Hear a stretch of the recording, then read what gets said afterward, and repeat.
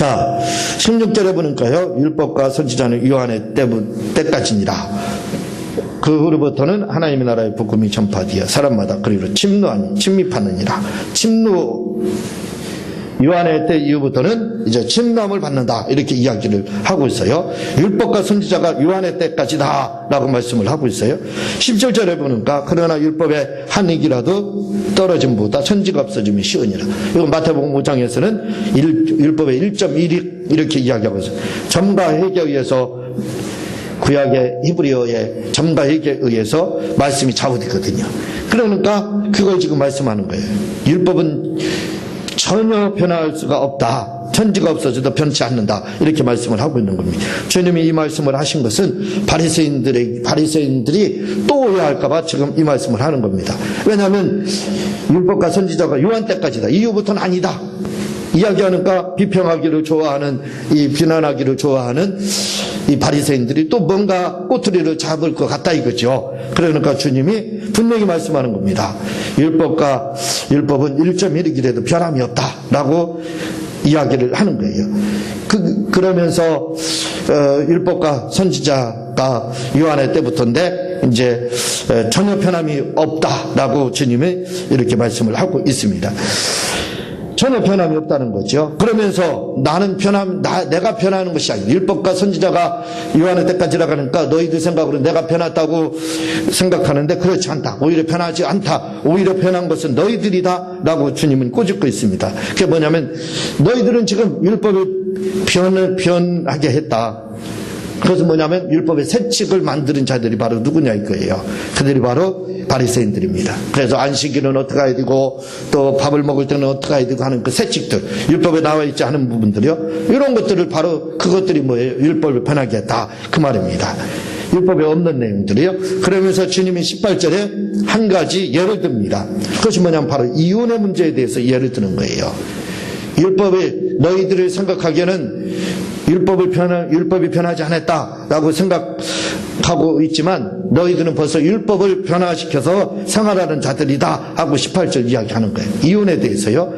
그래서 무릇 자기 아내를 버리고 다른 데 장가드는 자도, 이런 일들이 흔했다 이거죠. 이혼 천국이었습니다. 오늘날하고 똑같다 이거죠.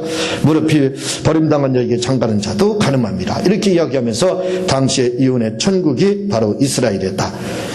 왜냐하면 이혼 정서를 신명기 4장 1절에 4절에 보면 이혼 정서를 주면 된다 해가지고 마음에 들지 않으면 나 오늘 계란 후라이 먹고 싶은데 계란 후라이 해달라고 아내에게 했습니다. 그런데 아내가 계란 후라이를 안 해줬어요.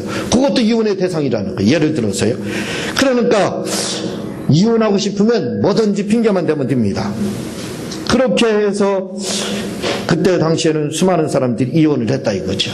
그래서 이런 이혼을 당한 여자들이 생활고에 시달려서 결국은 이제 안 좋은 일들을 했던 것이 바로 그때 당시에 이런 문화들이었습니다. 그때 당시에 그랬었어요. 그래서 이 부분도 바로 그런 일들이 일어난 것이 왜 그러느냐?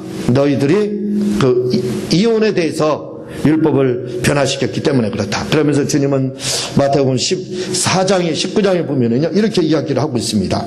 뭐라고? 이 아내를, 바리새인들이 예수께서 이르시되 그를 시험하여 이르되 아내를 버리는 것이 옳으니까, 예수께서 대답하여 이르시되 사람을 지으시니가 본래 그들을 남자와 여자로 지으시고 말씀하시기를 그러므로 사람이 부모를 떠나서 아내 아파요 그들이 한 몸이 될지니라 하신 것을 읽지 못하였느냐. 그런즉 이제 둘이 아니요 한 몸이니 그러므로 하나님이 짝지으신 것을 사람이 나누지 못할지니라. 이렇게 주님이 결론을 내립니다. 이혼 불가 이렇게 이야기를 하고 있어요. 그러나 그것이 가능하게 된 것처럼 된 것은 뭐냐면 너희의 완악함이라 이렇게 주님이 말씀을 하고 있습니다. 그러나 본래는 그렇지 않았다는 거예요. 본래는 이혼 불가라는 거예요. 그러면서 주님이 이렇게 본래 이혼 불가, 그것이 바로 1.1익도 변하지 않은 최초의 율법이다 라고 주님이 말씀을 하고 있는 겁니다. 그러나 너희들은 이렇게 나는 오히려 율법의 1.1익도 변함이 없지만 너희들이 그 율법을 변화시켰다라고 말씀을 하는 것이 바로 본문의 이런 말씀입니다. 여기까지가 이제 여러분들 서론적으로 제가 이렇게 말씀을 드린 겁니다. 자, 16절을 보게 되면요, 이런 말씀이 나오고 있습니다. 율법과 선지자는 요한의 때까지니라 이렇게 이야기하고 있거든요. 그런데 마태복음 11장 13절에 보면은 이렇게 말씀하고 있지 않습니다. 뭐라고 이야기하느냐면 세례 요한의 때부터 지금까지 천국은 침노를 당했느니라 이렇게 이야기를 하고 있어요. 세례 요한의 때부터, 여기는 세례 요한의 때부터 지금까지 이렇게 이야기하고 있는데 여기는 세례 요한의 때까지 이렇게 이야기하고 있습니다. 그러니까 뭔가 성경이 지금 틀린 것 같죠? 잘못된 것 같죠? 근데 원어로 보게 되면 16절, 오늘 본장의 16절 말씀이 맞다는 겁니다. 그러니까 세례 요한까지가 어디에 해당하냐면 율법과 선지자에 해당하는 것, 다시 말하면 구약에 해당하다 이렇게 이야기를 하고 있습니다. 그러면서 뭐라고 그러냐면 그 후로부터는 이제 세례 요한 그 이후부터는 하나님 나라의 복음이 전파되어 사람마다 그리로 침입하느니라, 침노를 받는다. 천국은 침노하는 것이다. 이렇게 마태복음 11장 12 세례 요한의 때부터 지금까지 천국은 침노를 당하나니 침노하는 자가 빼앗느니라 이렇게 이야기를 하고 있습니다. 그러니까 천국을 지금부터는 침노하는 자가 빼앗는다라고 주님이 지금 말씀을 하고 있습니다. 이건 마태복음 1장 12절 말씀으로 여러분들이 이해하는 것이 더 쉬울 거예요. 침노하는 자가 이제 천국을 차지할 수 있는 시대가 됐다 이렇게 이야기를 합니다. 어제 국민일보 메인면이죠. 그러니까 앞면이죠. 전면에 무슨 내용이 나왔느냐면 20대하고 50대 중반 이후에 은행 거래가 달라졌다는 겁니다. 어떻게 달라졌냐면 20대 젊은 사람들은 은행을 가지 않는다는 거예요. 은행을 가지 않고 지금은 핸드폰으로 은행 업무를 다 본다는 겁니다. 앱을 다운받아가지고 그걸로 다 보험도 가입하고, 그러니까 핸드폰 손 하나에서 은행 업무를 다 본다는 거예요. 모든 문제를 다 해결한다는 겁니다. 그리고 이제 그보다 조금 더 나이 드신 분들은 이제 인터넷 뱅킹을 통해서, 인터넷을 통해서 모든 은행 거래가 다 이루어집니다. 그런데 50대 중반 이후는 이제 노년층에 해당하다 이렇게 보면 되는 거죠. 그분들은 지금도 은행 창구를 찾아다닌다는 거예요. 그리고 지금 우리도 돈가금을 낼 때 또 은행 거래할 때 은행 안 갑니다. 그냥 인터넷 뱅킹으로 뭐든지 다 해결을 해요. 우리는 핸드폰, 스마트폰 시대는 아니에요. 지금 젊은 사람들은 스마트폰 시대라 스마트폰으로 그걸 다 한대요. 근데 우리는 인터넷 뱅킹으로 인터넷으로 그걸 다 하거든요. 근데 이제 50대 이후에 그 노년층들은 옛날에 은행 창구를 찾은 것처럼 끊임없이 찾아간다는 거예요. 그래서 은행 업무를 본다는 겁니다. 그래서 은행에 가면 이제 그분들만 앉아있다 이렇게 이제 말씀을 하고 있거든요. 그러면서 그 국민일보에서 이제 은행 업무를 보는 것도 시대가 변했다 이렇게 이야기하는 거예요. 맞습니다. 시대가 바뀌었어요. 은행 업무 보는 것도 시대가 바뀌었어요. 예전에는 은행을 찾아가지 않으면 금융거래 가능했습니까? 공과금 낼 수 있었어요? 불가능했습니다. 다른 어떤 것도 불가능했어요. 다 은행을 통해서만이 직접 찾아가야만 그게 가능했던 시대가 있었습니다. 그러나 인터넷과 스마트폰이 나오고 나서는 은행 가지 않아도 은행 갈 일이 없습니다. 가더라도 현금 자동 지급기에서 돈 찾을 일이 있으면 그거 가지고 찾지, 나머지는 다 다른 방법으로 뭐 카드나 신용카드나 직불카드나 이런 걸로 다 해결을 해요. 그리고 은행 업무는 인터넷 뱅킹이나 뭐 스마트폰 이런 걸로 다 해결합니다. 시대가 바뀌었다 이거죠. 오늘 주님이 뭐라고 이야기하냐면 율법과 선지자는 요한의 때까지고 그 이후부터는 천국은 어떻게 된다고요? 침입하는 자, 침노하는 것이 침노당한다 이거죠. 지금부터는 천국이 침노를 당한다 이렇게 말을 하고 있습니다. 뭐라고요? 은행 업무를 볼 때 창구를 찾아갔던 사람이 앱이나 또는 인터넷 뱅킹을 하는 것처럼 시대가 바뀌었다는 겁니다. 이제는 구원받는 방법이 바뀌었다는 거예요. 시대가 바뀌었다는 겁니다. 쉽게 이해하면 바로 시대가 바뀌었다는 뜻이에요. 무슨 말씀입니까? 지금까지 이스라엘 사람들의 의식은 선민사상이었어요. 그래서 그들은 바르게 신앙생활하지 않습니다. 바르게 신앙생활하지 않아도 괜찮아요. 왜냐하면 조상 잘 만났거든요. 그래가지고 조상 한 분 잘 만나가지고 그 조상의 등에 엎여 있으면 되는 거예요. 등에만 엎여 있으면 누구든지 다 선민으로 선택을 받아서 어디로 가게 되냐면 바로 천국에 갈 수 있다. 이렇게 천국에 갈 수 있었습니다. 그러나 지금은 시대가 요한 이후로부터는 바뀌었다는 거예요. 다시 말하면 주님 오시고 나서부터. 요한 이후부터는 어디예요? 바로 주님 오시고 나서부터예요. 주님 오시고 나서부터는 이제는 구원의 기회가 그렇게 오는 것이 아니라는 겁니다. 지금까지는 너희들이 은행 업무를 직접 가서 은행에 가서 업무를 봤지만 이제부터는 은행이 필요가 없다는 거예요. 스마트폰 시대고 인터넷 뱅킹 시대라는 겁니다. 마찬가지입니다. 지금 율법과 선지자가 요한의 때까지라는 거예요.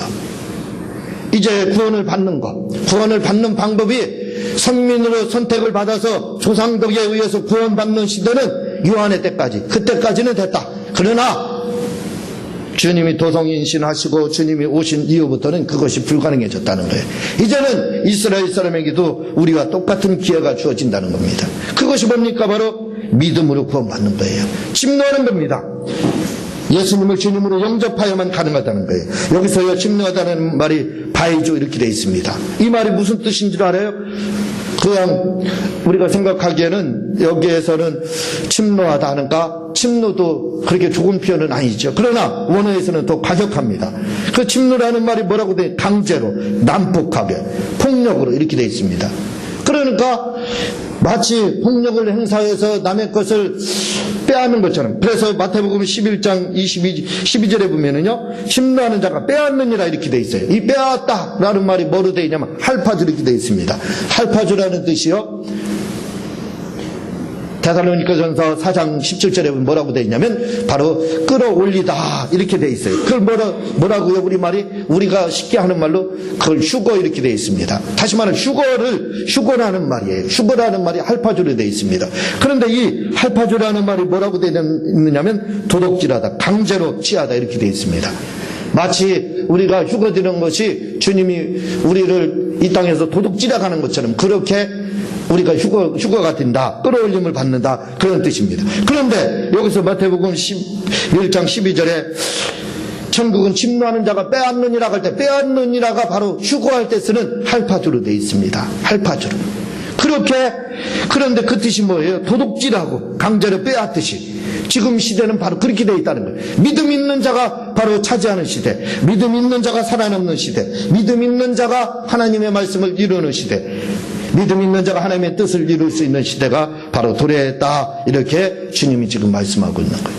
그러니까 구원받는 것도 예전까지는 조상을 잘 만났지만 지금은 그렇지 않다는 거예요. 주님 오신 이후로는 이제는 조상과 관계없다는 겁니다.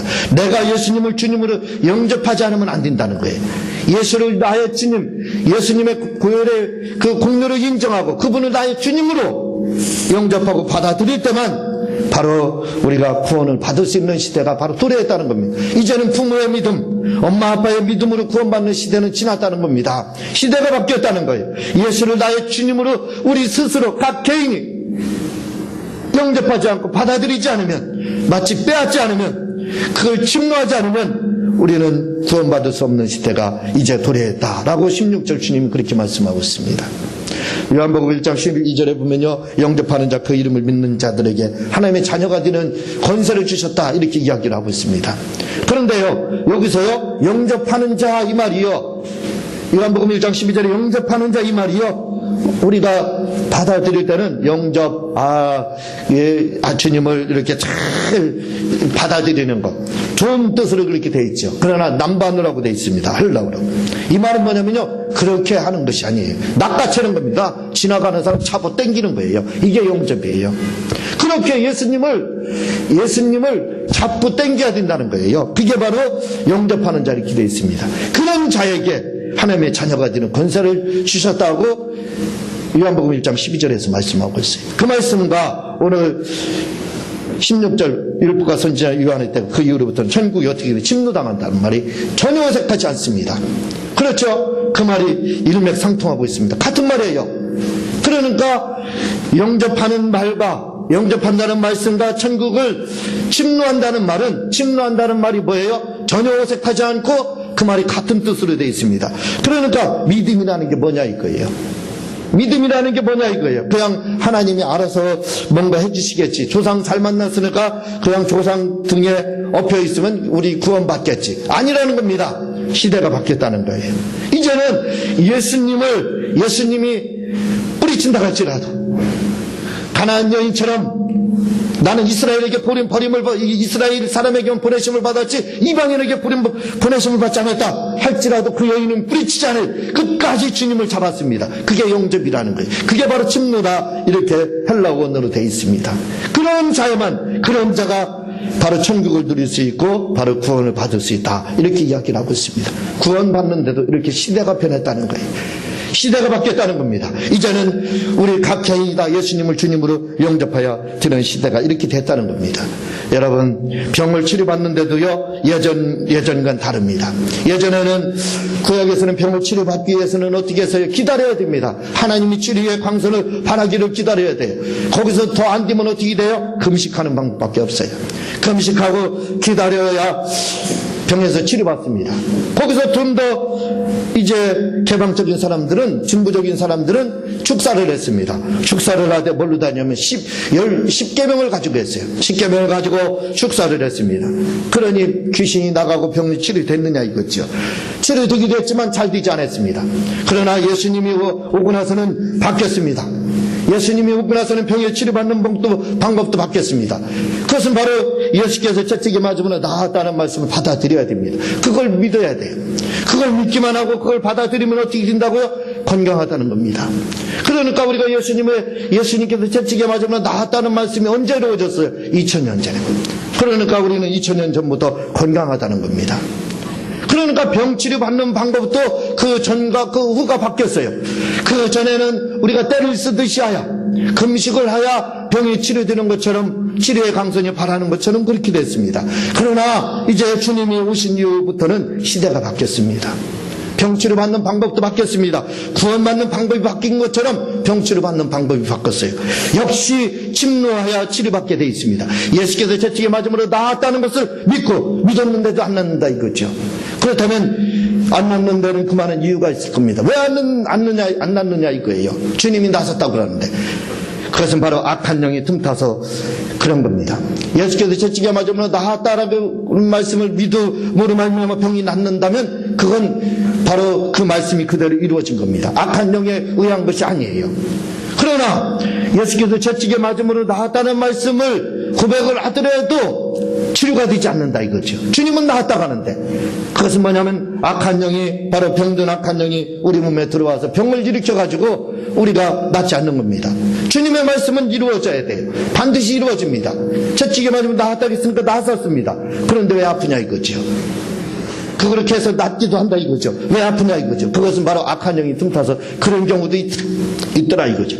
그런 경우는 예수님의 이름을 가지고 명령을 하라는 겁니다. 그래서 주님이 오셔서 병을 치료하는 데는 안수로도 치료했습니다. 그런가 하면 바로 선포를 통해서도 치료하고 귀신들을 쫓아서 명령을 해서 쫓음으로써 치료하고 그렇게 하셨던 겁니다. 치료의 방법이 바뀐 겁니다. 시대가 바뀐 거예요. 그래서 지금은 예수님의 이름을 가지고 주님께서 채찍이 맞으면 나았다는 말씀을 고백하고 여러분들의 치료함을 받아야 돼. 그렇게 해도 치료함을 받지 않는다면 혹시 악한 영에 의해서 병이 왔을 수도 있습니다. 그런 때는 예수님의 이름을 가지고 끊임없이 여러분들 쫓아내면 되는 거예요. 그러면 여러분들 병이 깨끗함을 얻어서 치료가 되는 거예요. 그 수요일날 우리 권사님이 간증을 하셨어요. 다 들어서 아시겠지만 예배 전에 통성으로 기도하는데 어깨가 아파가지고 뒤에 등이 아프셔가지고 등에다 손을 얹고 예수님의 이름으로 그냥 떠나라고, 악한 영아 떠나라고 이렇게 명령을 했다는 거예요. 그러자마자 나섰다는 거예요. 그래서 예배 끝나고 나서 그걸 막 간증을 하시다. 그런 역사들이 바로 지금은 나타나는 겁니다. 지금은 예수님의 이름을 가지고 우리가 나섰음을 선포하든지 그 말씀을 의지하든지 악한 영을 쫓기만 하면 바로 병이 치료되는 그런 시대가 도래한 겁니다. 시대가 바뀌었다 이거죠. 제가 우리 집이 저저번 주에 이사를 했잖아요. 이사하고 나면 새 집은 모르더라도 이렇게 중구집이죠. 그렇죠. 전세로 들어가 중구잖아요. 그런 집에는 악한 영들이 있을 수가 있습니다. 그래서 베니민 목사님은 어떤 거든지 남이 쓰던 거를 쓰지 마라 이렇게 이제 이야기하는 것을 그의 책에서 봤습니다. 왜냐하면 악한 영이 있을 수 있다는 거예요. 그래서 끊임없이 가서 제가 막 축사를 했어요. 그날 금요일날 이사를 했는데 금요일날 저녁에 잠도 안 자고 밤새도록 축사를 했어요. 그리고 그러다 보니까 토요일날 너무 힘들고 그 영향을 주일날까지 받아가지고 주일날까지도 잠 못 자서 제가 힘들었었어요. 근데 주일날 아침에 이렇게 말씀을 전하려고 이제 그렇게 하는데 그 막 가슴이 아픈 거예요. 왼쪽 가슴이 막 아픈 겁니다. 그리고 괜찮겠지 이렇게 이제 생각을 했는데, 그리고 나서 점심을 먹고 났는데 오른쪽 가슴까지도 아프는 거예요. 이 아픔이 점점 심해져 갑니다. 예수님의 이름으로 명령을 해도 안 났어요. 치료가 되지 않습니다. 그래서 만져가면서 예수께 채찍에 맞으므로 나는 나았다라고 고백해도 잘 낫잖아요. 그러나 바로 저녁 예배가 있기 때문에 제가 집중적으로 할 수가 없었어요. 그래서 이제 새로 이사도 했고 오후에 시간도 주일날 오후에 시간도 있고 해서 가족 예배를 드리자 해가지고 우리 식구들이 다 모여서 앉아서 예배를 막 드렸습니다. 그 예배 시간에 찬송을 하고 마귀들과 싸울지라 하면서 찬양을 하고, 그리고 이제 모여가지고 특별하게 예배드리지 않았어요. 예수님의 이름을 가지고 혹시 악한 영이 우리 집에 있을지 모르니까 쫓아내자 해가지고 예수님의 이름으로 악한 영을 막 쫓았습니다. 그리고 예배를 마쳤어요. 마치고 나서 제가 다 있는 자리에서 이야기했지만 마치자마자 다 나섰어요. 그 시간에. 그래서 제가 예배를 마쳤고 다 나섰네. 애들한테 이렇게 간증을 하는 것을 다 같이 이렇게 들었습니다. 이렇게 이제는 예전에는 치료받기 위해서 기다려야 했습니다. 또한 십계명을 외워야 했습니다. 그리고 그렇지 않으면, 그래도 치료가 되지 않으면 금식을 했어야 돼요. 그래야 치료의 강선이 발해서 치료됐습니다. 그러나 예수님이 오신 이후에는 구원의 방법이 바뀐 것처럼 바로 치료의 방법도 바뀌었습니다. 예수님의 이름을 가지고 치료받았으면 선포하든지, 아니면 악한 영을 쫓든지, 아니면 예수께서 채찍에 맞으면 나았다라고 고백을 하면 바로 치료의 강선이 임하는 겁니다. 그래서 치료가 된다 이거죠. 여러분, 주님이 지금 이야기를 하고 있습니다.